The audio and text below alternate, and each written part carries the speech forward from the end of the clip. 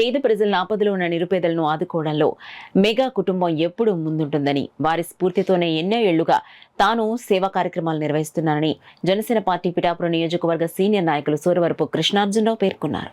ఏలేరు వరద నీరు కారణంగా పిఠాపురం నియోజకవర్గంలో ఇబ్బంది పడుతున్న నిరుపేదలకు తానున్నానంటూ సూరవరపు కృష్ణార్జునరావు తన సొంత నిధులతో పలు సేవా కార్యక్రమాలు నిర్వహించారు. ఇందులో భాగంగా ఏలేరు వరద నీరు కారణంగా ఇబ్బంది పడుతున్న పిఠాపురం పట్టణ ప్రజలకు, పలు గ్రామాల ప్రజలకు నిత్యావసర సరుకులు కృష్ణార్జునరావు దంపతులు తమ చేతుల మీదుగా అందించారు. ఈ సందర్భంగా సూరవరపు కృష్ణార్జునరావు మీడియాతో మాట్లాడారు. నియోజకవర్గం అంతా కూడా వరద, ఏలేరు కాలం వరద వల్ల 2 కాలువలో మెయింటెనెన్స్ లేక వరద ఊరి మీదకి వచ్చి పడ్డది.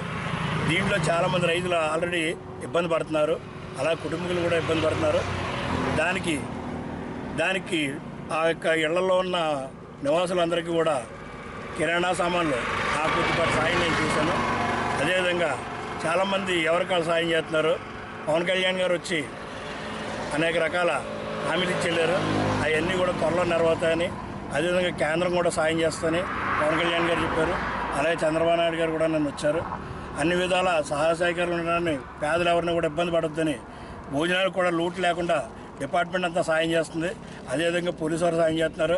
పత్రికా విలేకరులు అందరూ కూడా ఎక్కడికక్కడ మూల ఉన్న వాళ్ళందరినీ కూడా లోనకి వెళ్ళి వాళ్ళందరికీ భోజనాలు లేవని చెప్పగానే మేము ముందుగా అటెండ్ అయ్యి వాళ్ళ సహాయ సహకారం వల్ల అందరికీ భోజనం కూడా అందేటట్టు పాలు, టీలు, పాలు అన్నీ కూడా అందజేస్తున్నాం.